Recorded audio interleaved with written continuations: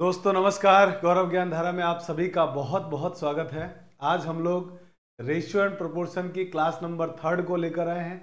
पिछली क्लास में हम लोगों ने सेकंड लेक्चर पढ़ा था रेशियो एंड प्रोपोर्शन का। आज थर्ड लेक्चर है। आज की क्लास में हम लोग रेशियो हमने जो लास्ट 2 क्लास में पढ़ा था कि आगे की क्लास है जिसमें हम लोग समानुपात को पढ़ने वाले हैं। तो अगर आप लोग चैनल पर नए जुड़े हैं या पहली बार क्लास को देख रहे हैं तो आप हमारे पहले 2 जो अनुपात समानुपात के लेक्चर हैं उसको जरूर देख लीजिए। उससे आपके बहुत सारे आने वाले जो आगे के चैप्टर्स हैं उन चैप्टर्स में बहुत फायदा होगा।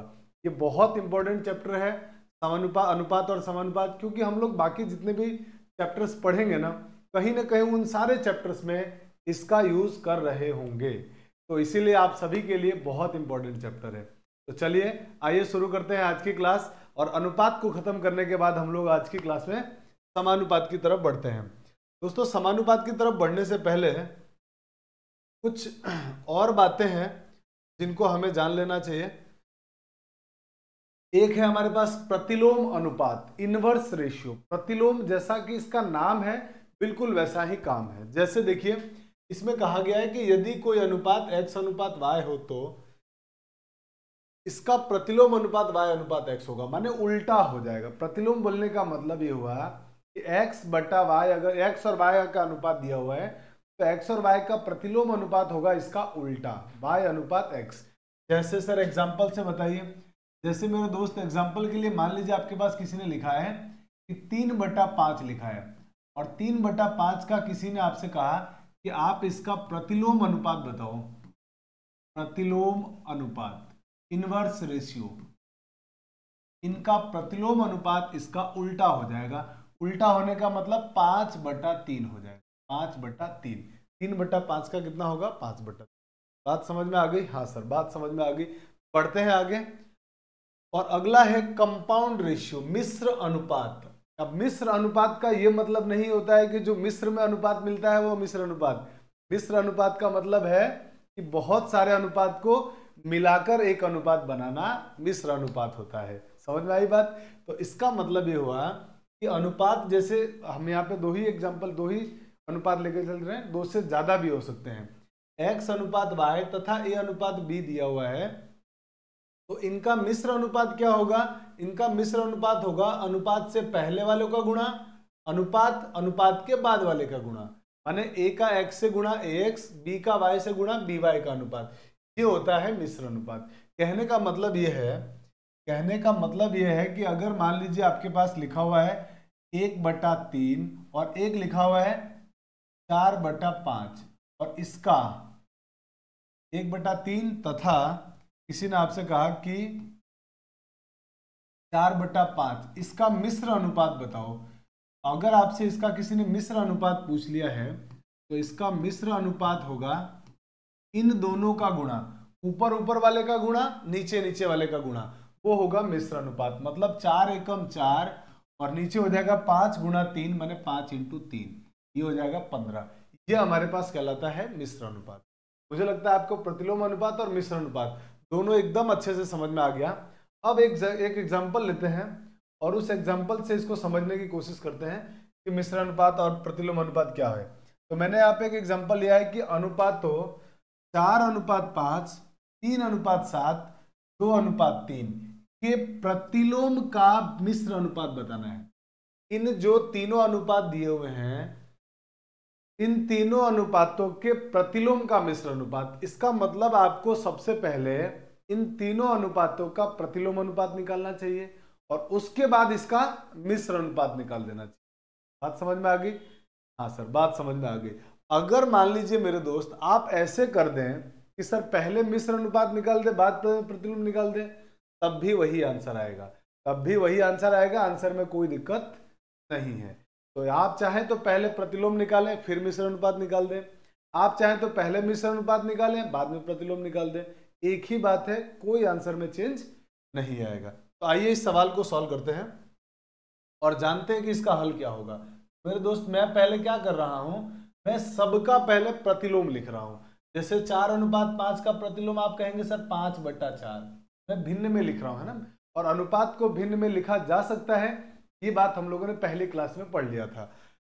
और उसके बाद इसका प्रतिलोम अनुपात, तो आप कहेंगे सर इसका प्रतिलोम अनुपात हो जाएगा 7/3। फिर इस 2:3 का प्रतिलोम अनुपात आप कहेंगे सर 3:2, माने 3/2। और इन सबका मिश्र अनुपात निकालना है। मिश्र अनुपात निकालने का मतलब इन सबका गुणा कर दो, और सबका गुणा करने का मतलब है ऊपर ऊपर वाले का गुणा, नीचे नीचे वाले का गुणा। अगर इसमें कोई कट रहा है तो आप काट सकते हैं। तो आप कहोगे सर इसमें कटता हुआ दिख रहा है मुझे, 3 से 3 कट गया और कोई भी कट नहीं रहा है, तो 5 का 7 से गुणा हो जाएगा 35/4 दूनी 8। तो आपका आंसर जो आएगा यहाँ से वो आ जाएगा 35:3, 35:8, और यही हमारे इस क्वेश्चन का आंसर है। तो मुझे लगता है आपको प्रतिलोम अनुपात और मिश्र अनुपात बहुत अच्छी तरह समझ में आ गया है। आप जल्दी से स्क्रीनशॉट ले लीजिए और हम हमारा मेन टॉपिक था समानुपात, उसकी तरफ बढ़ते हैं। चलिए जल्दी से स्क्रीनशॉट ले लिया होगा आपने। अब आते हैं हम लोग समानुपात की तरफ कि अनुपात पढ़ने के बाद समान अनुपात क्या है। तो जैसा इसका नाम है साथियों, बिल्कुल उसी तरीके से इसकी डेफिनेशन है। अनुपात समानुपात की अगर हम बात करें तो इसको हम ये कह सकते हैं ना, ये मान लीजिए इसके हम 2 टुकड़े कर दें समानुपात के। 2 टुकड़े क्या होंगे, एक तो हो जाएगा समानुपात के, जब 2 टुकड़े करेंगे तो वो होगा एक तो समान और दूसरा होगा अनुपात। इसका मतलब ये हुआ कि आप समान अनुपात की वो परिभाषा दे सकते हैं कि ऐसे दो अनुपात जो आपस में बराबर हो यानी समान हो, उसको बोलते हैं समानुपात। बात समझ में आई? हाँ सर, एकदम समानुपात की परिभाषा समझ में आ गई कि ऐसे दो अनुपात जो समान हो समानुपात कहलाते हैं। वही बात परिभाषा में इस तरह से लिखा गया है कि 4 राशियां समानुपात में होगी यदि पहली और दूसरी राशि का अनुपात, देख रहे हैं आप, पहली और दूसरी राशि का अनुपात और तीसरी और चौथी राशि का अनुपात बराबर हो। तो वही बात मैंने यहाँ बताया है। तो ये पूरी डेफिनेशन रटने से बेटर है कि हम बात को समझने की कोशिश करें कि समानुपात का मतलब दो अनुपात का आपस में समान हो जाना, वही हमारे लिए क्या कहलाता है, समानुपात होता है। तो मुझे लगता है आपको परिभाषा समझ में आ गई कि हाँ सर, परिभाषा समझ में आ गया कि 4 राशियां समानुपात में अगर क्वेश्चन वाले ने बोला है तो पहली और दूसरी का अनुपात और तीसरी और चौथी का अनुपात आपस में बराबर होंगे। ये बेसिक परिभाषा है जिस पर सवाल कई बार एग्जाम में पूछा जा चुका है। ध्यान रखना, ये इसकी बेसिक डेफिनेशन है और बेसिक डेफिनेशन पे कई बार क्वेश्चन आता है और इसी का बार बार हम लोग यूज करके जब हम लोग समानुपात के प्रकार पढ़ेंगे साथियों, तब भी हम लोग इसका यूज करने वाले हैं। तो दोस्तों, आपके लिए पहली जो परिभाषा थी बहुत काम की थी, तो जरूर याद रखिएगा कि समानुपात की जब भी बात करेगा हम हमेशा 4 राशियों के बारे में सोचेंगे। 4 राशियों में पहली और दूसरी का अनुपात बराबर तीसरी और चौथी का अनुपात, ऐसा करके हम लोग काम चलाएंगे। ये हमारी बेसिक बात थी, मूलभूत आवश्यकता थी हमारी। अब समानुपात को लिखने के लिए ऐसे 2 अनुपात बना देते हैं या बीच में बराबर लिखा जाता है, इस प्रकार से व्यक्त करते हैं। जैसे हमारे पास लिखा हुआ A/B समानुपात C/D या A/B बराबर C/D, इस प्रकार से लिखा हुआ आपको मिलेगा। मुझे लगता है आपको समानुपात का मतलब समझ में आ गया। जैसे मान लीजिए मैं आपसे अगर कहूं कि जैसे मैंने ये कहा कि x और y है, x और y का अनुपात बराबर है a और b के अनुपात के, तो a/b, तो ये समानुपात में हो गई। तो आप जब इनको राशियों में लिखोगे ना, तो राशियों में भी आपको इस तरीके से लिखना पड़ेगा। राशियों में इसको कैसे लिख सकते हो, तो आप कहोगे सर ये पहली दोनों हो गई, ये तीसरी चौथी होगी, फर्स्ट सेकंड थर्ड फोर्थ राशि होगी। यानी आप इसको लिख सकते हैं x, y, a, b। या फिर आप ऐसा सोच सकते हो इसका उल्टा, सर कभी हमको ऐसी राशियां दे दे कि ये राशियां किसमें है, समानुपात में है, समानुपात में है। इसका मतलब क्या हुआ, x/y बराबर a/b होगा, पहली और दूसरी का अनुपात बराबर तीसरी और चौथी का अनुपात। तो परिभाषा तो एकदम बात समझ में आ गई, समानुपात का मतलब क्या होता है। अब जैसे हमारे पास एक एग्जांपल दिया हुआ है कि क्या ये राशियां समानुपात में है, आपको पता लगाना है कि क्या ये जो राशियां दी हुई है वो समानुपात में है या नहीं है। तो आप कहेंगे सर पहली और दूसरी का अनुपात 3/5 और तीसरी और चौथी का अनुपात 9/45। आप अगर इन दोनों का अनुपात बराबर आ जाए, इन दोनों का अनुपात बराबर आ जाए तो समानुपात में होगी, नहीं तो नहीं होगी। अब अनुपात बराबर करने की कोशिश करते हैं। आप देख पा रहे होंगे यहाँ पे कि सर 9 और 45 कटता है 3 से, तो इसको 3 से काट दिया तो 3 या 9, और इसको 3 से काटा तो 15 बार। फिर ये 3 से भी कट जाता है, ये 3 से कटता है तो 3 एकम 3 और 3 पंजे 15। क्या मेरे दोस्त ये बताओ 1/5 और 3/5 बराबर होंगे? आप कहोगे सर बिल्कुल नहीं हो, यानी ये दोनों बराबर नहीं है, और बराबर नहीं है इसलिए राशियां समानुपात में नहीं है। समानुपात में होने के लिए जो बेसिक परिभाषा थी वो ये थी कि पहले दो राशियों का अनुपात और बाद के दो राशियों का अनुपात, माने पहली दूसरी का अनुपात और तीसरी चौथी का अनुपात बराबर होना चाहिए।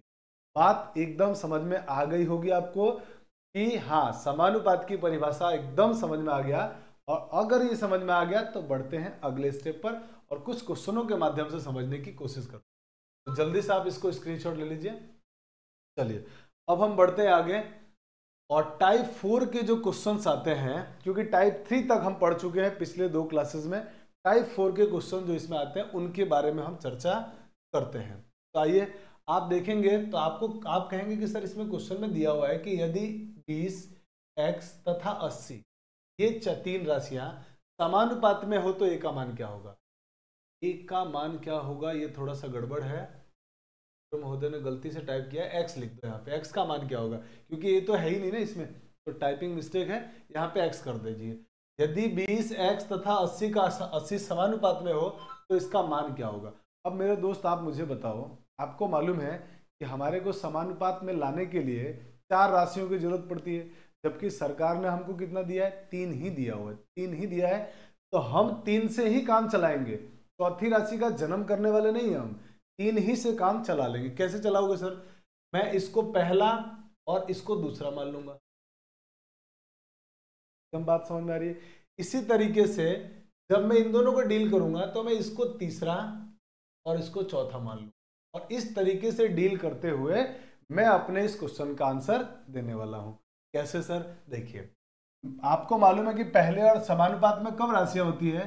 जब पहले दो का अनुपात बराबर होता है आखिरी दो के अनुपात के, यानी x/80।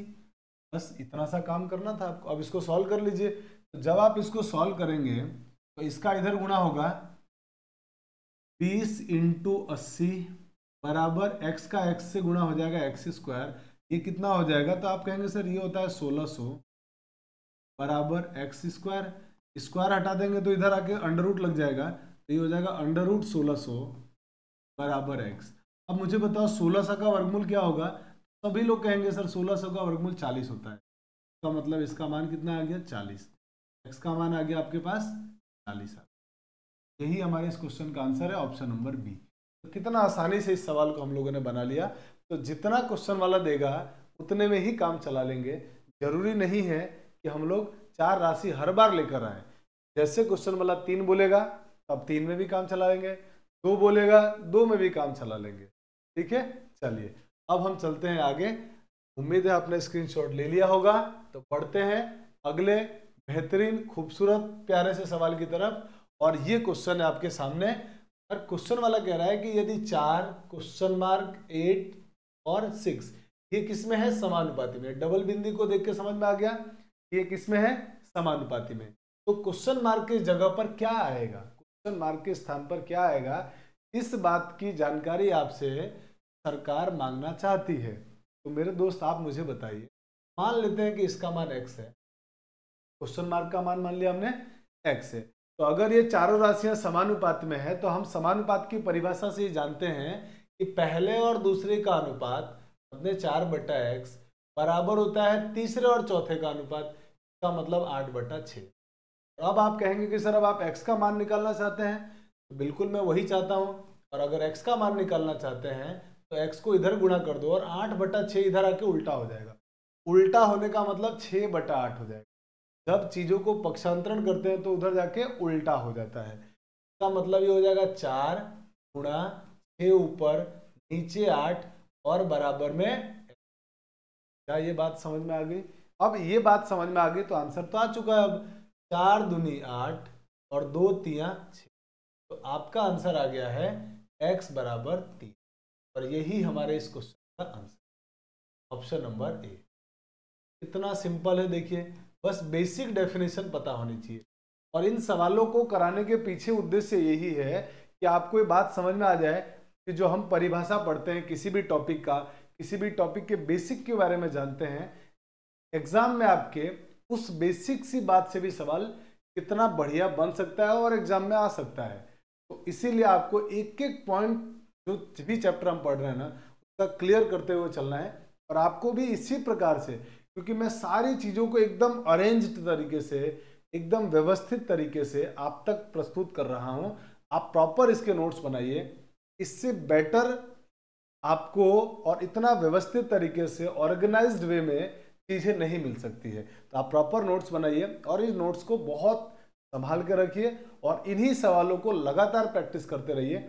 एग्जाम में इससे बाहर कुछ भी नहीं आने वाला है, क्योंकि मैं लेवल बहुत ज़्यादा कम भी नहीं रख रहा हूँ और बहुत ज़्यादा अपर लेवल भी नहीं रख रहे। लेकिन ये बात जरूर ध्यान रखिए कि मोस्ट ऑफ जो एग्जाम्स होंगे जिनमें कुछ बहुत बड़े बड़े एग्जाम को छोड़ दिया जाए, उसके बाद के जितने भी एग्जाम होंगे ना, आप इन टॉपिक को पढ़ने के बाद ये सारे टॉपिक से आपको सवाल मिल जाएंगे और आपसे बहुत आराम से बन भी जाएंगे। ठीक है ना? तो एकदम निश्चिंत रहिए। आप किसी भी एग्जाम की तैयारी कर रहे हैं, अगर पशु परिचर के अलावा, चाहे वो 3rd ग्रेड का हो, चाहे आप LDC के हो, चाहे पटवारी के हो या अदर, आपको ये टॉपिक बहुत सफिशिएंट है, प्रॉपर आपको मिल जाएगा मटेरियल यहाँ से। और उसके बाद आप चाहे किसी भी कोचिंग के, चाहे किसी भी, है ना, बुक को आप सॉल्व कर रहे हैं, बुक के क्वेश्चन आपसे निश्चिंत रूप से बहुत आराम से बनेंगे, उस बात की पूरी श्योरिटी है। तो घबराने की जरूरत बिल्कुल नहीं है, लगातार बने रहें और इसी प्रकार से देखते रहें। साथ ही अपने बहुत सारे फ्रेंड तक इन वीडियोस को शेयर भी करें, ताकि सबका साथ, सबका विकास और सबका भला हो सके। ठीक है? तो हम लोग इसीलिए हर चैप्टर को खिचड़ी नहीं बना रहे, मिक्सअप नहीं कर रहे हैं, अलग अलग पार्ट्स में डिवाइड कर रहे हैं, अलग अलग लेक्चर बना रहे हैं और उसको हलवा बनाकर आप तक भेज रहे हैं। चलिए, तो आपने इस बात के दौरान अपने स्क्रीनशॉट ले लिया होगा। अब बढ़ते हम लोग क्वेश्चन नंबर 3 की तरफ। साथियों, क्वेश्चन नंबर जो 3 है ना हमारे पास, क्वेश्चन नंबर 3 में क्वेश्चन वाला कह रहा है कि x+1, x+2, 2 और 3 ये समानुपात में है। तो आपसे मांगा जा रहा है कि x+3 और x+4 का अनुपात क्या होगा। क्वेश्चन में ये कहा गया है x+1 अपॉन x+2, ये चारों समानुपात में है। चारों के समानुपात में क्या होने का मतलब हुआ कि पहले और दूसरे का अनुपात बराबर होगा तीसरे और चौथे के अनुपात के। हाँ सर, ये बात तो समझ में आ गई। अब मुझे ये बताना है कि इसका अनुपात क्या होगा। मुझे ये पता लगा के बताना है कि x+3 अनुपात x+4 क्या होगा, ये बात मुझे पता लगानी है। तो क्या आप मुझे इस बात के लिए एग्री कर सकते हो कि हम x की ऐसी कोई वैल्यू सोचे, x की इस समीकरण को हल करके भी आ सकता है, लेकिन समझदार आदमी क्या करेगा, समझदार आदमी ये सोचेगा कि ऐसा कोई x का मान सोच ले जिससे 2 और 4 आ जाए। तो आप कहोगे सर ऐसा आदमी है मेरे पास एक, जो x की जगह रखूंगा तो 2 और 3 4 आ जाएगा। तो आप कहोगे सर ऐसा क्या है, सॉरी 2 और 3 है ना, यहाँ पे थोड़ा करेक्शन करो। इस तरह की करेक्शन मेरे से गलतियां हो जाती है, तो आप उन गलतियों को सही भी कर लिया करो। जैसे फर्स्ट लेक्चर में एक क्वेश्चन में शायद मुझसे लिखते समय या मल्टीप्लाई करते समय गलती हो गई थी, जहां पर 36 की बजाय 60 आना चाहिए था। वो बात, सॉरी 60 की बजाय 36 आना चाहिए था। वो बात काफ़ी सारे दोस्तों ने इंडिकेट करा दिया था मुझे, और मैंने कमेंट में देखा था आपके बहुत सारे जवाब आए थे। तो आप प्लीज़ ऐसी अगर कभी गलती प्लस माइनस की हो जाती है तो आप उनको सॉर्ट आउट कर लिया करें और मुझे बता दिया करें। अगर मुझे लगेगा कि हाँ वो चीज़ बतानी चाहिए तो मैं क्लास में इन्फॉर्म कर भी दूंगा। ठीक है ना? तो आपको उसकी चिंता नहीं करनी है। चलिए, तो x की ऐसी कोई वैल्यू है जिसको रखने से ये 2/3 आ जाए, तो आप कहेंगे बिल्कुल सर x की जगह आप 1 लिख दो, x की जगह 1 लिख दो, 2/3 आ जाएगा। इसका मतलब तुरंत समझ में आ गया कि भैया x की वैल्यू 1 होने वाली है। तो वही 1 यहाँ भी रख दो ना, यहाँ पे भी अगर वही 1 रखते हैं तो 1+3, 1+4, 5। तो आंसर कितना आ गया? 4:5। 4:5 का मतलब ऑप्शन नंबर 1 करेक्ट होगा। बात समझ में आ रही है ना? आसान है ना? एकदम हलवा है, एकदम आसान है।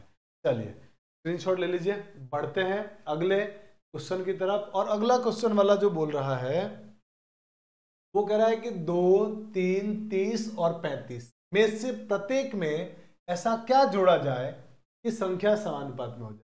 क्वेश्चन वाला ये जानना चाहता है आपसे, सरकार आपसे जानने का ये प्रयास कर रही है कि 4 संख्याएं दी है उसने और 2, 3, 30 और 35 में ऐसा क्या जोड़ दिया जाए कि जोड़ने के बाद ये संख्या समानुपात में हो जाए।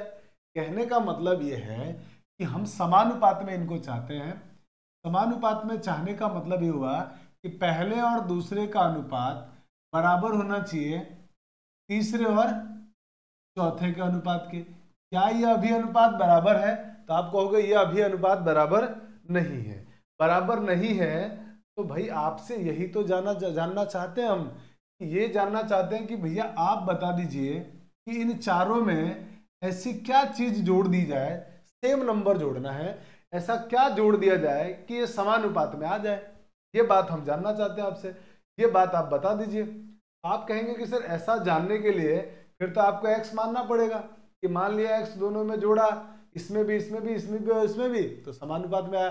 फिर आप इसको हल करिए और हल करके x का मान ज्ञात कर लीजिए।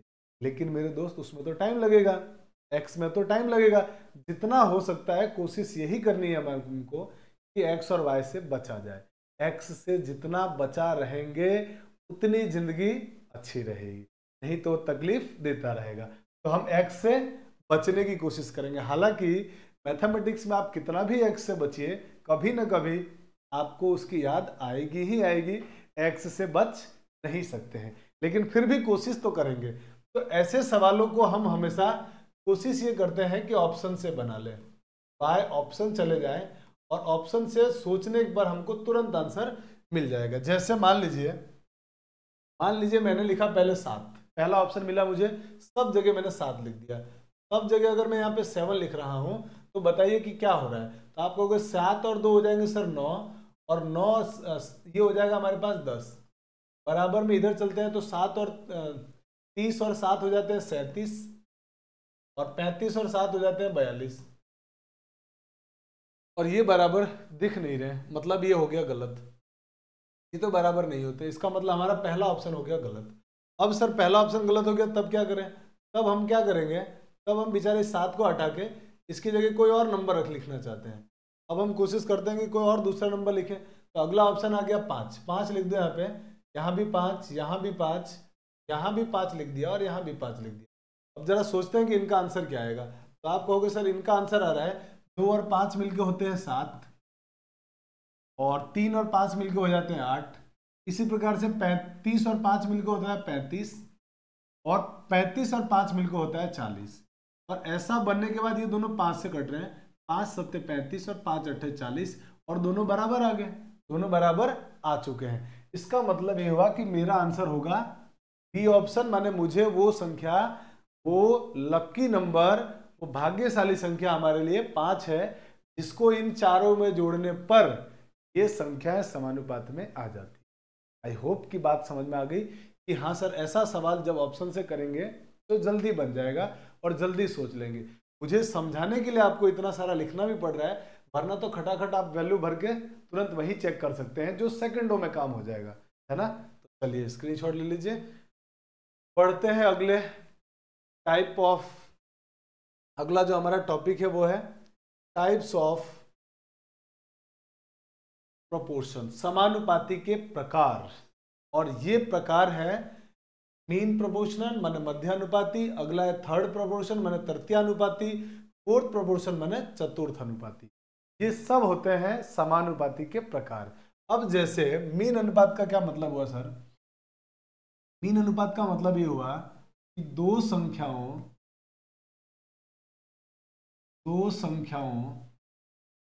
A तथा B का मध्यानुपाती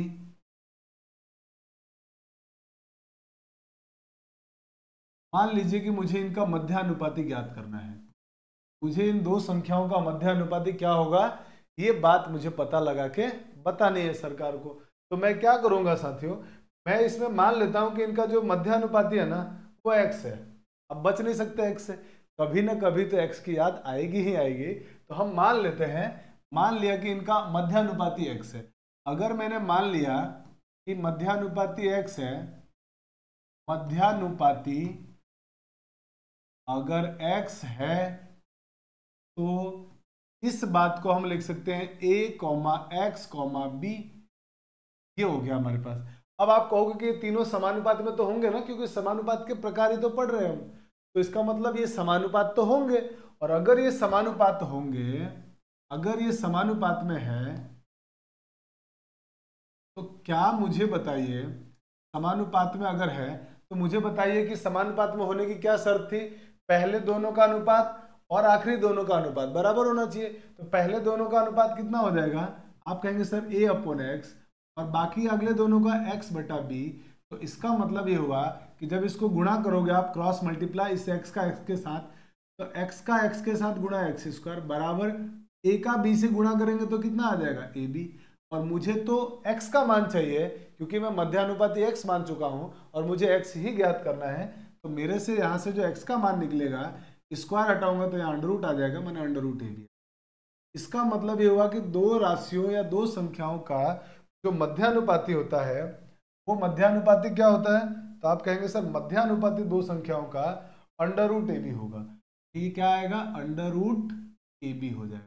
तो दो संख्याओं या दो राशियों a और b का मध्यानुपाती वर्गमूल ए बी होता है। बात समझ में आ गई होगी। अब बढ़ते हैं आगे। सर अब तृतीय अनुपाती क्या होगा, तो तृतीय अनुपाती मान लेते हैं। अब मान लिया हमने, तृतीय अनुपाती भी दो संख्याओं का निकलेगा, क्योंकि तीसरे अनुपात के बारे में बात कर रहा है वो। तो इसका मतलब दो अनुपात तो दो राशियां तो दी हुई है, तीसरे के बारे में आपको चर्चा करना है। तो हमने क्या किया कि दो राशियों a तथा b का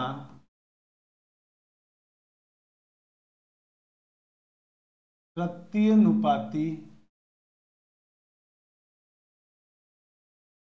निकालने की कोशिश कर।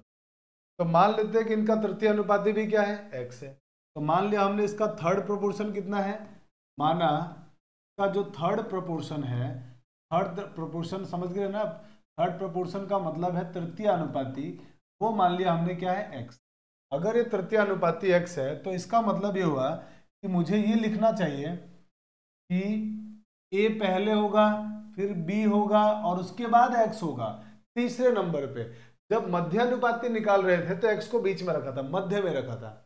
तृतीय अनुपाती निकाल रहे थे x को तीसरे नंबर पे, चतुर्थ अनुपात निकालेंगे तो x को चौथे नंबर पे लिखेंगे। बात समझ में आ रही है ना, एकदम सिंपल है। जैसा लैंग्वेज दिया हुआ है, जैसा क्वेश्चन की प्रकार में नाम लिखा है, वैसा वैसा हम काम कर रहे हैं। और अब आप कहेंगे कि सर ये भी तो समानुपाती में होंगे ना, बिल्कुल ये भी समानुपाती में होंगे। और अगर ये भी समानुपाती में होंगे तो मेरे दोस्त आप मुझे ये बताइए, समानुपाती में होंगे तो आप क्या कहेंगे, आप ये कहेंगे कि सर समानुपाती में अगर ये है तो इसका मतलब ये हुआ कि इन दोनों का अनुपात यानी a/b का मान बराबर होगा b/c के, माने b/c के।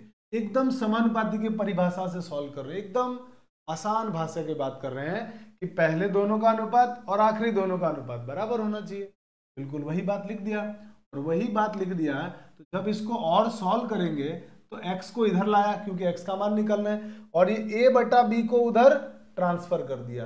जब a/b को उधर भेजेंगे तो ये उल्टा हो जाएगा। इसका मतलब x बराबर आ जाएगा b गुणा b/2 b/a, क्योंकि इधर a/b था। जब ये a/b उधर गया तो b/a बन गया, और b/a बन गया तो मुझे मेरे को यहां से आंसर मिल गया x बराबर b²/a। इसका कहने का मतलब ये हुआ साथियों कि दो राशियों a और b का मध्य तृतीय अनुपाती जो होता है वो इनका तृतीय अनुपाती b²/a होता है। इसका मतलब ये हुआ b²/a। तो ये हमारा आंसर। क्या आपको बात समझ में आई कि हाँ सर, दो राशियों a और b का तृतीय अनुपाती b²/a होता है। एकदम बात समझ में आ गई। अगर ये बात समझ में आ गई तो अब हम चलते हैं हमारे चतुर्थ अनुपाती की तरफ। तो आपको जैसा कि पता है चतुर्थ अनुपाती की बात चल रही है, तो हमने मान लिया कि तीन राशियां हैं a, b, c, और चतुर्थ अनुपाती आपको ज्ञात करना है, मैंने x का मान ज्ञात करना है, चौथे वालों को मैंने x मान लिया। बात समझ में आ रही है ना, एक एक चीजें क्लियर। चतुर्थ अनुपात का मतलब 3 चीजें देगा और चौथा आपसे पूछेगा। फिर से वही समानुपाती की परिभाषा, तो आप कहोगे सर समानुपाती की जो परिभाषा होगी वो ये होगी कि a बटा b का मान बराबर होगा c बटा x के, और हम किसका मान निकालना चाह रहे हैं, x का, तो x का इधर गुणा और ये a बटा b इधर चला जाएगा, x बराबर हो जाएगा c गुणा a बटा b, जब उधर जाएगा तो उल्टा हो जाएगा b बटा a, इसका मतलब ये हो जाएगा bc बटा a। x का मान कितना आ गया, bc बटा a। इसका कहने का पूरा लाइन का मतलब ये होगा कि इन सब का चतुर्थ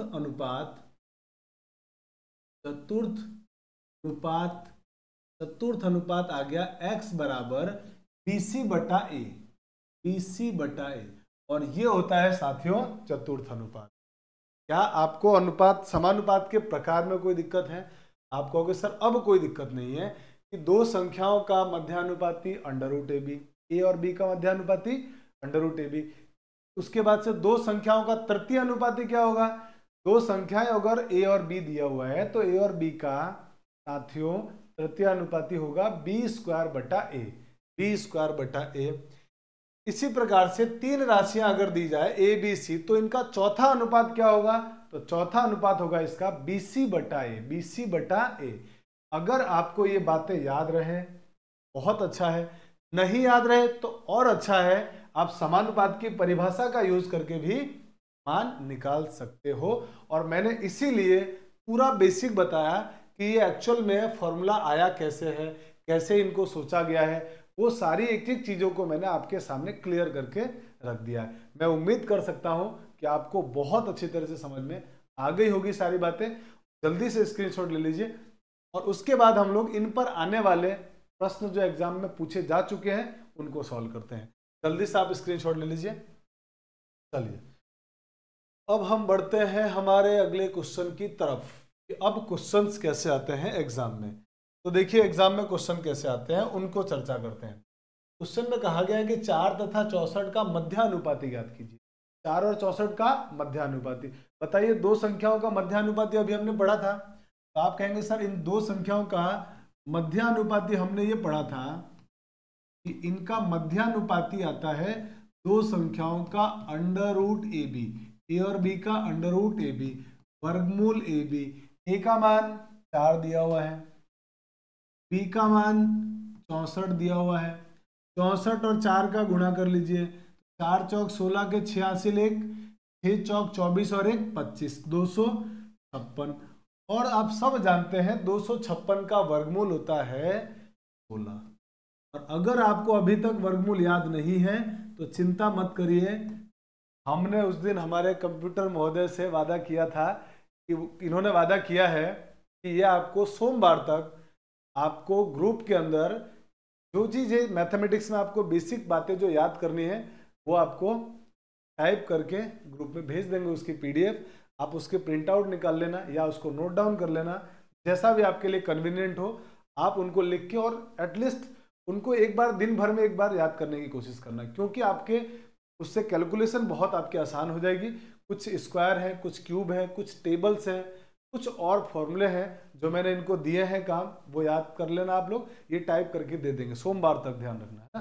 तो सोमवार को मतलब आपको कोशिश करेंगे अपलोड हो जाए, आप पक्का करना ही है अपलोड, कोशिश नहीं करनी। तो ये हो गया मध्यानुपाती। तो इस प्रकार से आप निकालेंगे तो आपका आंसर क्या आ जाएगा दोस्तों, 16। मतलब पहला ऑप्शन आपका करेक्ट हो गया। जल्दी जल्दी आप स्क्रीनशॉट लेते रहिए ताकि हम लोग फटाफट से क्वेश्चन करते रहें और आगे बढ़ जाते हैं। अगला क्वेश्चन आपके सामने हाजिर है, वो ये रहा, और इसमें क्वेश्चन वाले सेकंड नंबर क्वेश्चन में पूछ रहा है कि ये तीन संख्याएं जो दी गई है इनका चतुर्थ अनुपात क्या होगा, चौथा अनुपात आपसे पूछा गया है। तो अभी आप कहेंगे कि सर चौथा अनुपात अभी हमने पढ़ा था कि अगर ए बी सी तीन संख्याएं हैं ए सी, तो इनका चतुर्थ अनुपात होता है बी सी बटा ए। तो हम इनका जब चतुर्थ अनुपात निकालेंगे, चतुर्थ अनुपात का मतलब होता है फोर्थ प्रपोर्शन, फोर्थ प्रपोर्शन। इनका फोर्थ प्रोपोर्शन हो जाएगा BC बटा A। BC का मान, B का मान देखिए, तो आप कहेंगे सर 0.21 गुणा, C का मान 8 बटा A का मान 0.12। अब आप जानते हैं कि जैसे हम पॉइंट हटाएंगे ऊपर से, दो संख्या के बाद पॉइंट है तो पॉइंट हटाओगे तो नीचे 2 जीरो, यहाँ नीचे से पॉइंट हटाओगे तो ऊपर 2 जीरो, दोनों जीरो ऊपर नीचे के कट गए। नहीं आया समझ में? फिर से सुनिए, ऊपर से दो संख्या के बाद पॉइंट, एक दो संख्या के बाद पॉइंट, तो पॉइंट हटाएंगे तो नीचे 2 जीरो। इसी प्रकार से नीचे भी दो संख्या के बाद पॉइंट है, अगर ये भी पॉइंट में हटा दूं तो नीचे से 2 जीरो कहां चले जाएंगे? ऊपर चले जाएंगे, और वो ऊपर वाला 2 जीरो नीचे वाला 2 जीरो को काट देगा। कहने का मतलब यह है कि जब कभी भी आपको आगे से जिंदगी में अगर ऊपर नीचे पॉइंट के बाद डिजिट समान हो, पॉइंट के बाद अंक समान हो जाए, तो आप सीधे पॉइंट को हटा दीजिए, कोई लफड़ा नहीं है। मतलब देखिए, दो संख्या के बाद पॉइंट ऊपर भी है, दो संख्या के बाद पॉइंट नीचे भी है, तो मैं पॉइंट का कोई डिस्कशन नहीं, पॉइंट को चुपचाप से हटा दूंगा। पॉइंट को जैसे ही चुपचाप से हटाया, ये बन गया 21 गुणा 8 बटा 12, 4 तिया 12, 4 दूनी 8, और ये हो गया 3 एकम 3, 3 सत्ते 21, 7 दूनी 14, और यही सरकार ने हमसे मांगा था, और यही हमारा बहुत ही प्यारा सा आंसर है नंबर 2 का, और वो है 14। ऑप्शन नंबर सी करेक्ट हो गया। चलिए बढ़ते हैं आगे और अगले क्वेश्चन की तरफ बढ़ते हैं। अगला क्वेश्चन, क्वेश्चन नंबर 3, इसमें आपसे मध्यानुपाती पूछा गया है। क्या मैं उम्मीद कर सकता हूं कि इस सवाल का जवाब आप लोग देंगे? बिल्कुल सर, आप हम लोग जवाब देंगे। तो आप इस क्वेश्चन को होमवर्क में डाल लीजिए और इसको जवाब दीजिएगा कि 8 और 18 का जब आप मध्यानुपाती निकालेंगे तो वो खूबसूरत नंबर कौन सा होगा, वो प्यारी सी संख्या कौन सी होगी, आप कमेंट करके बताना। चलिए हम मिलते, और इसको हम लोग डिस्कस कर लेंगे अगले लेक्चर में। अब हम आते हैं क्वेश्चन नंबर 4 की तरफ। क्वेश्चन नंबर 4 में आपसे इसका तृतीय अनुपाती पूछा गया है। तृतीय अनुपाती, 2 नंबर का तृतीय अनुपाती, तृतीयानुपाती, क्या जबरदस्त वर्ड है तृतीय अनुपाती, कितना प्यारा वर्ड है, समझिए। हाँ जी साहब, इसको मान लेते हैं ए, इसको मान लिया बी। आप बताइए दो संख्या ए और बी का तृतीय अनुपाती क्या होता है, थर्ड प्रोपोर्शन क्या होता है? तो आप कहेंगे कि सर अभी आपने पढ़ाया था, जो भी दो नंबर है उनका थर्ड प्रोपोर्शन होता है। आपको फॉर्मूला याद रहे तो बहुत अच्छी बात है, नहीं याद रहे तो आप अनुपात वाले से बना लीजिए, क्वेश्चन बन जाता है। मुझे याद है, मैं डायरेक्ट यूज कर लेता हूं। आप कहेंगे सर बी स्क्वायर बटा ए, बी स्क्वायर का मतलब ये हुआ इसका स्क्वायर, स्क्वायर किसी भी नंबर के स्क्वायर का मतलब उसका कितनी बार गुणा होता है? तो आप कहेंगे सर 2। स्क्वायर होने का मतलब कितनी बार गुणा? 2 बार। घात 3 होती तो कितनी बार गुणा? 3 बार। घात 4 होती तो उसी सेम नंबर का 4 बार गुणा। ये बेसिक मतलब होता है। ए क्या दिया हुआ है? 0.36, 0.36। अब आप कहोगे कि सर अभी आपने एक बात बताई थी, बड़े राज की बात बताई थी, कि जब नीचे भी पॉइंट के बाद डिजिट सेम हो और इधर भी 2 अंकों के बाद पॉइंट है, तो इन दोनों के पॉइंट तो कट गए, या इन दोनों के पॉइंट कट गए, लेकिन एक के तो बचेंगे, बिल्कुल बचेंगे। तो एक के बचेंगे तो जिसके कट गए उनको तो काट दो। आप कहोगे कि सर एक काम करते हैं, इन दोनों के पॉइंट हटा दिए, ऊपर तो बच गया 48, 48, नीचे आ गया 36, और इसके पॉइंट के लिए सर क्या करेंगे आप? बहुत अच्छा जवाब, इसके पॉइंट के लिए मैं नीचे 1 लिख के 2 जीरो लिख दूंगा, इसका पॉइंट भी खत्म हो गया। सिंपल है ना, बहुत आसान। अब जरा बताइए, 12 तिया 36, 12 चौके 48, 4 बार कट गया, 3 से काट दो तो 3 से 48 कट गया 16 बार। 16 का 4 से गुणा होता है 64, 64 कितना होता है? 64, 64 होता है भाई। 16 का 4 से गुणा 64, और नीचे 2 जीरो था तो 64 के बाद आप एक पॉइंट लगा दीजिए, 0.64।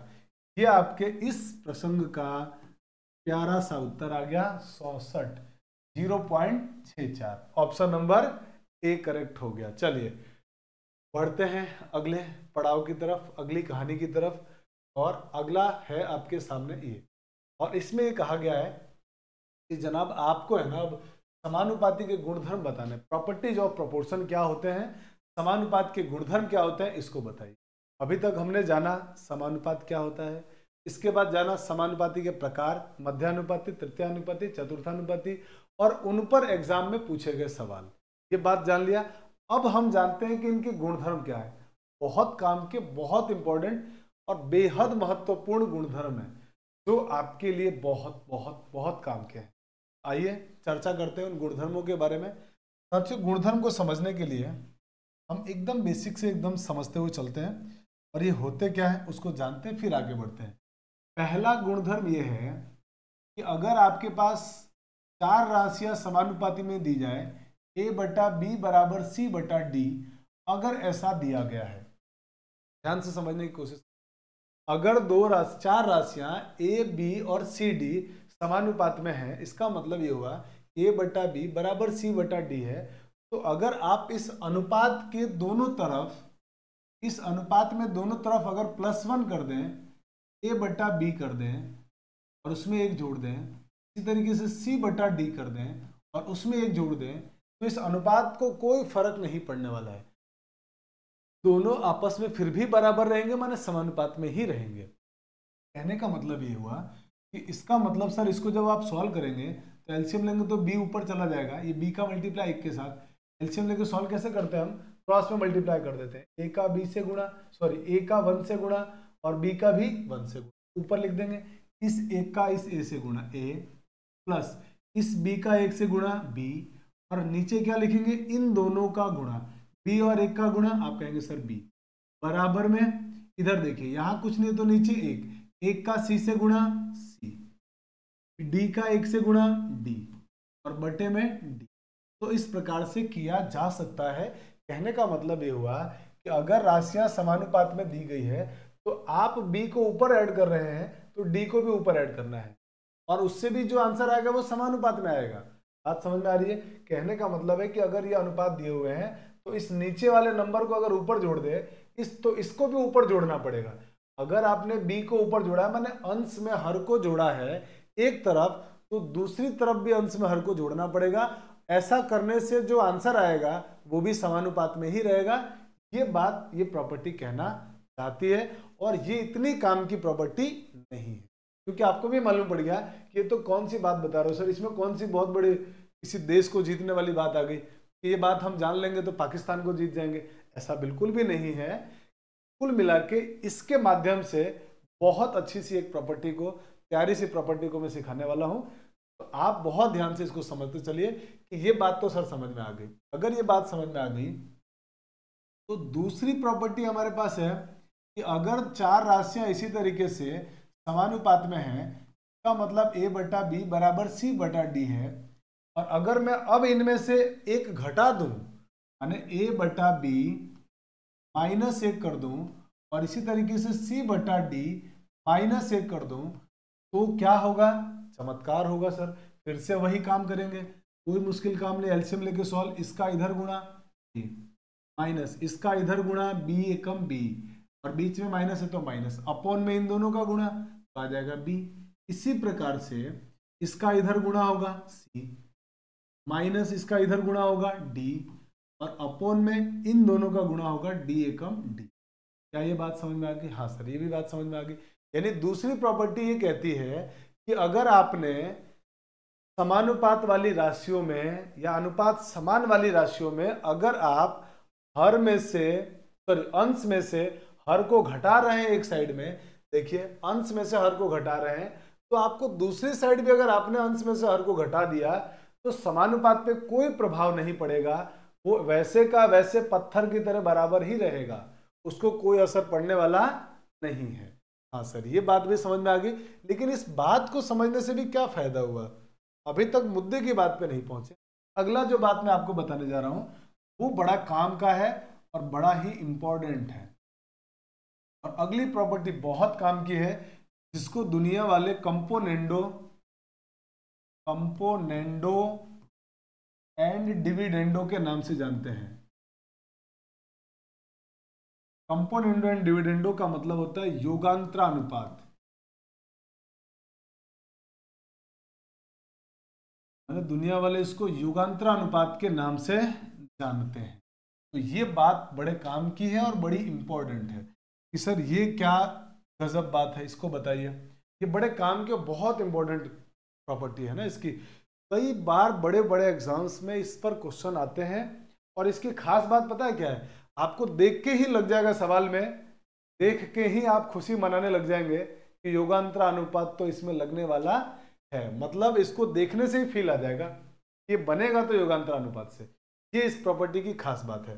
तो चलिए अब ये क्या कहता है, ये कहता है कि यदि आपके पास a बटा बी और c बटा डी दिया हुआ है, कहने का मतलब है कि चार राशियां अगर समानुपात में है, अगर ऐसा है तो ये कहता यह है कि भैया आप ऊपर वाली दोनों प्रॉपर्टी का यूज करो और इसका इसमें भाग दे दो, इसका इसमें भाग दे दो। अगर मैं इसका इसमें भाग दूं, क्योंकि अभी तक यहां तक अपन ने कुछ भी गलत नहीं किया है, तो क्या अगर मेरे पास ये ऐसी संख्या दी जाए तो मैं अगर इसका इसमें भाग दे दूं, इसका इसमें भाग दूं, तो आप देख पा रहे हैं कि सर भाग देने का मतलब ये हुआ कि आप चाहते ऐसा करना, बटे का निशान, तो देखेंगे आप बी से बी कट जाएगा, डी से डी कट जाएगा। देख पा रहे हैं आप, नीचे नीचे की चीजें कट जाती है, तो बी से बी कट गया, डी से डी कट गया। आएगा क्या उसको समझते हैं। तो वो आने वाला जो है, जो आने वाला है वो आ जाएगा, ऊपर बन जाएगा a प्लस बी बटे में a माइनस बी बराबर में c प्लस डी बटे में c माइनस डी, ये आएगा। और ये जो काम की बात है ना, यही प्रॉपर्टी सबसे काम की है, बहुत इंपॉर्टेंट प्रॉपर्टी है, जिसको हम लोग योगांतरा अनुपात के नाम से जानते हैं। योगांतरा अनुपात का अगर आप पोस्टमार्टम करेंगे, अगर उसको आप टुकड़े टुकड़े करेंगे, तो आप पाएंगे कि योगांतरा अनुपात का बेसिक मतलब हुआ योग और अंतर का अनुपात। तो देखिए योग और अंतर का अनुपात आया कि नहीं आया, आप कहेंगे सर बिल्कुल आ गया। ये योगांतरा अनुपात है। कहने का मतलब यह है कि जब कभी भी सवाल वाला ऐसी शक्लें दे, ऐसी कैसी, ऐसी ऐसी शक्ल वाला शक्ल अगर मिले, ऐसी शक्ल अगर मिले, तो आपको उसको देख के गुस्सा नहीं होना है, नाराज नहीं होना है। मिले तो आपको योगांतरा अनुपात लगाना है। मैं शॉर्ट में CND लिखूंगा, CND माने कंपोनेंडो एंड डिविडेंडो, योगांतरा अनुपात। तो आपको क्या लगाना है, CND लगाना है, CND लगाना है। जब कभी भी ऐसी शक्ल मिले या ऐसा क्वेश्चन वाला पूछे, आपको योगांतरा अनुपात लगाना। क्या पहचान है सर, पहचान बताइए आप, तो एग्जाम्पल के साथ बताइए। जैसे मान लो कि दोस्तों आपसे किसी ने पूछा x बटा वाई का मान लीजिए कहा गया 3/5 है। एग्जाम्पल देके बता रहा हूं, x बटा वाई का मान 3/5 है। तो आपसे किसी ने ये पूछ लिया कि आप x प्लस वाई बटा x माइनस वाई का मान क्या बताएंगे, ये बताइए आप। मान लीजिए इस सवाल में पूछा, तो आपको देख के फीलिंग आ गई कि सर इसको देख के मुझे ये फीलिंग आ रहा है कि ये योगांतरा अनुपात है। और अगर ये योगांतरा अनुपात, तो अलग क्या होगा इसमें, अलग खास बात जो पहचानने वाली है ना, वो क्या है, उस बात को कॉन्सेंट्रेट करना। आप कहोगे देखो सर यहाँ a/b था, यहाँ c/d था, तो आपने क्या किया है पता है, अंश को तो ऊपर नीचे लिख दिया, अंश को ऊपर नीचे, इधर वाले अंश को भी ऊपर नीचे, c और c आ गया, a और a आ गया, अंश को ऊपर नीचे लिखा है, और हर को बिना छेड़े बिना चेंज किए मैंने ऊपर जोड़ दिया नीचे घटा दिया, ऊपर जोड़ दिया नीचे घटा दिया। आई बात समझ में। तो जब भी ऐसी शक्लें मिले, वो आती भी योगांतरा अनुपात से है और योगांतरा अनुपात जाती भी योगांतरा अनुपात से। योगांतरा अनुपात आती भी योगांतरा अनुपात से है और योगांतरा अनुपात जाती भी योगांतरा अनुपात से। कहने का मतलब यह है कि आपको ऐसे क्वेश्चन को देखते ही तुरंत फील कर लेना है कि भाई साहब योगांतरा अनुपात लगाना है। और योगांतरा अनुपात अगर लगाएंगे आप, तो इस सवाल का तुरंत आंसर क्या आ जाएगा, इस सवाल का तुरंत आंसर आएगा, आप कहेंगे सर आप अंश को ऊपर नीचे लिख दीजिए और हर को ऊपर जोड़ लीजिए और नीचे घटा लीजिए, और जो काम आपने इधर किया है वही काम बराबर के इधर भी करने से अनुपात में कोई फर्क नहीं पड़ेगा। कहने का मतलब यह है कि आप 3 लिख दीजिए ऊपर, नीचे भी 3 लिख दीजिए, ऊपर हर को जोड़ दीजिए और नीचे हर को घटा दीजिए। ऐसा करेंगे तो 5 और 3 कितना आ जाएगा साथियों, 8, और नीचे हो जाएगा -2 से कट गया ये 4 बार, तो आपका आंसर आ जाएगा 4/-1। या -4 कह सकते हैं आप। और यही इस प्रश्न का उत्तर है। क्या आपको बात समझ में आई? क्या मैं अपनी जो बातें आप तक पहुंचाना चाहता था पहुंच में आई? क्या आई? तो आगे बढ़ते हैं, नहीं है तो वीडियो को वापस देखिए। उम्मीद है जरूर समझ में आ जाए, है ना। बहुत आसान भाषा में कोशिश की है आप तक अपनी बात को पहुंचाने की। चलिए, अगर ये सब बातें आपको समझ में आ गई तो आप जल्दी से स्क्रीनशॉट लीजिए। और एक और प्रॉपर्टी बहुत बेहतरीन सी है जो हमारे पास है और हमने उसको नहीं पढ़ा है, वो अगली स्लाइड में आपको मैं बताता हूं। चलिए अगली स्लाइड में हम लोग उसको जानते हैं। अगली स्लाइड में हम लोग उस प्रॉपर्टी को भी डिस्कस कर लेते हैं।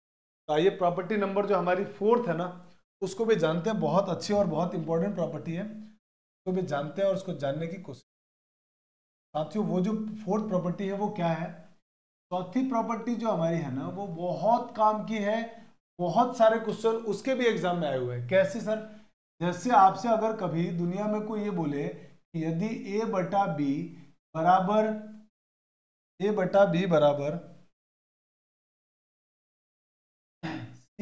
d है, बराबर e बटा f लिखा हुआ है, तो आप अगर इसके साथ, अगर ये दिया हुआ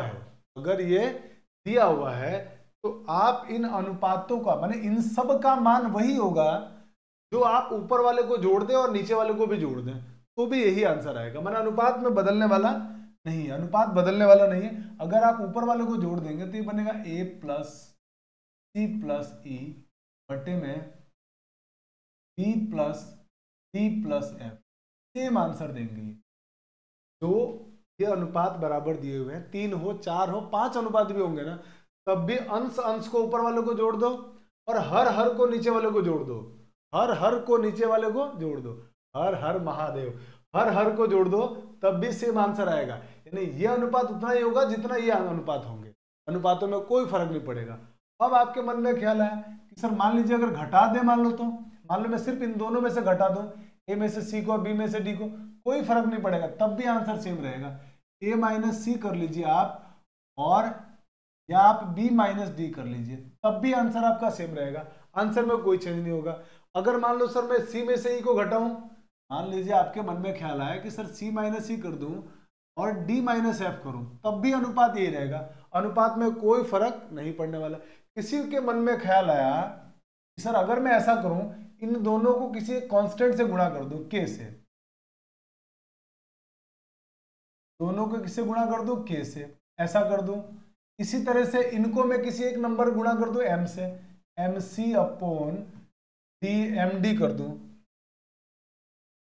इसी तरीके से मान लो सर इसको मैं p से गुणा कर दूं, यानी pe करूं और प्लस में pf करूं, तो क्या कोई फर्क पड़ेगा? तो मैं आपको ये और बता दूं, इसमें भी कोई फर्क नहीं। और जबरदस्त प्रॉपर्टी है भाई साहब, बहुत सारे क्वेश्चन एग्जाम में आते हैं इस प्रॉपर्टी पर।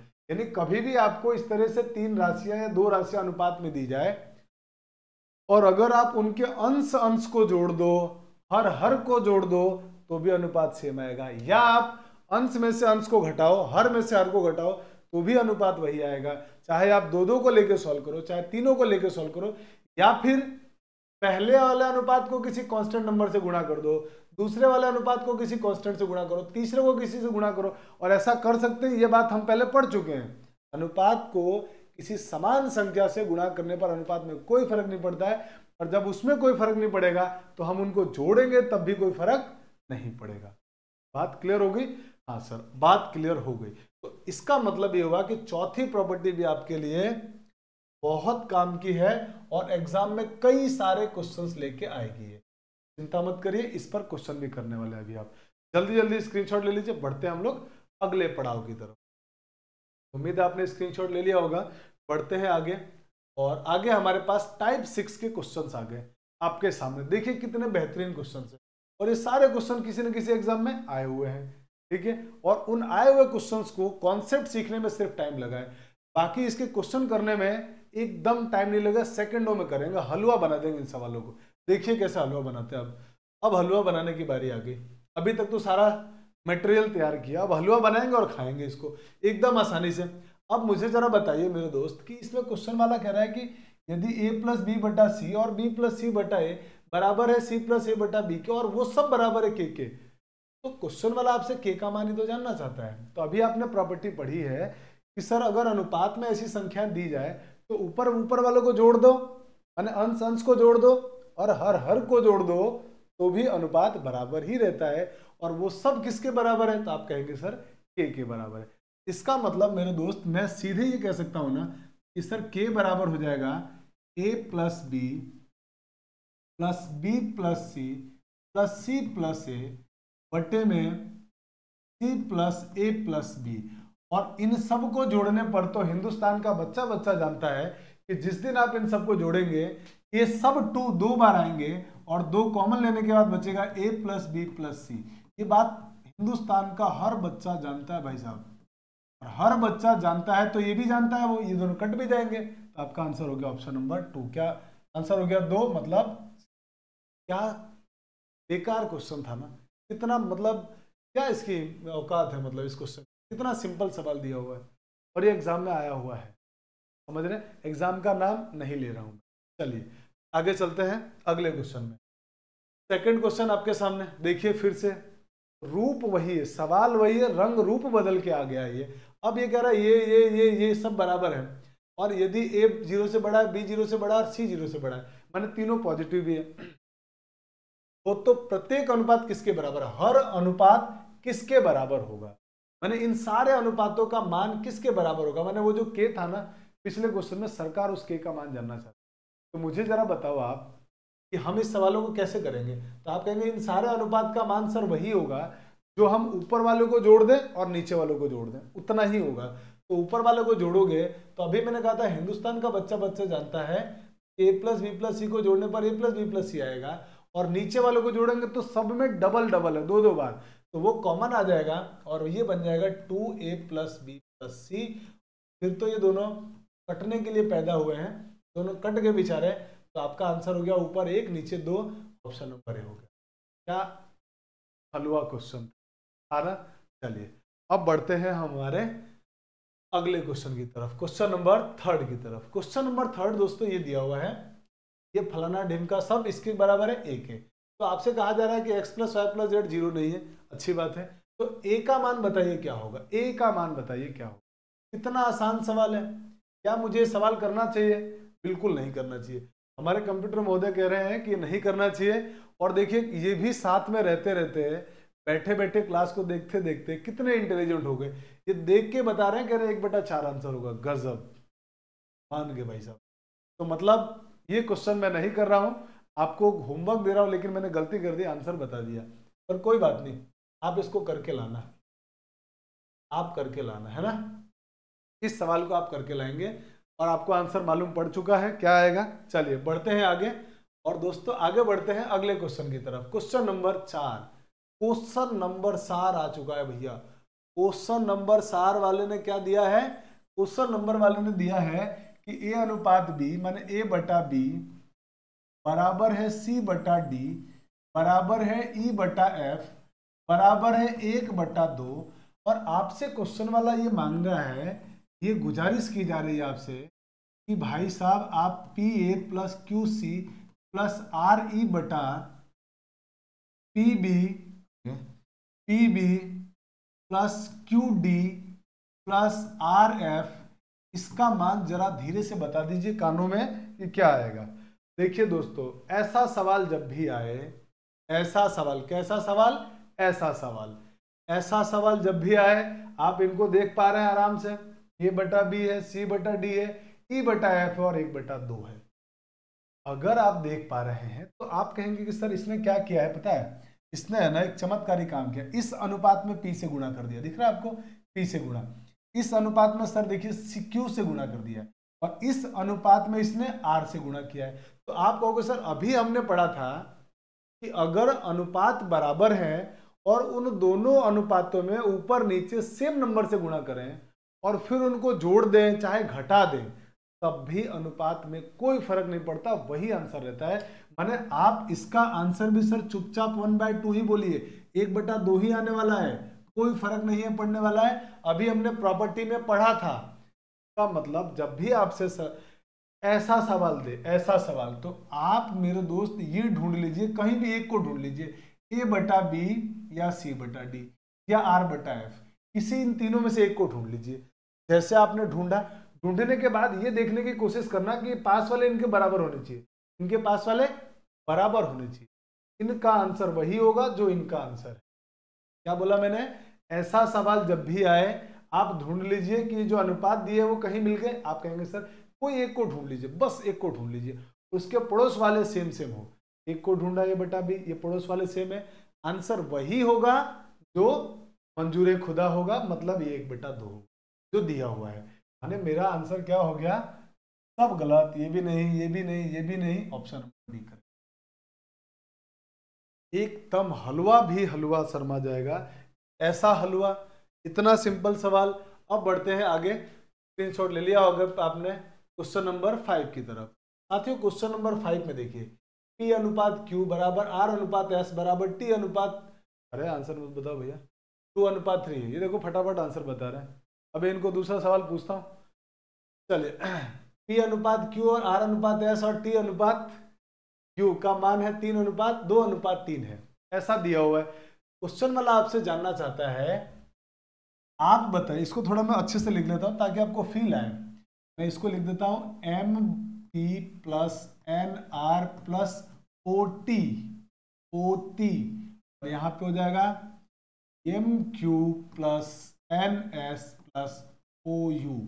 इसका अनुपात पूछा है, तो आप वही काम तो करेंगे जो मैंने आपको बताया। क्या ये सेम है? बोलेंगे सर ये P/Q मिल गया क्या? हाँ सर P/Q मिल गया।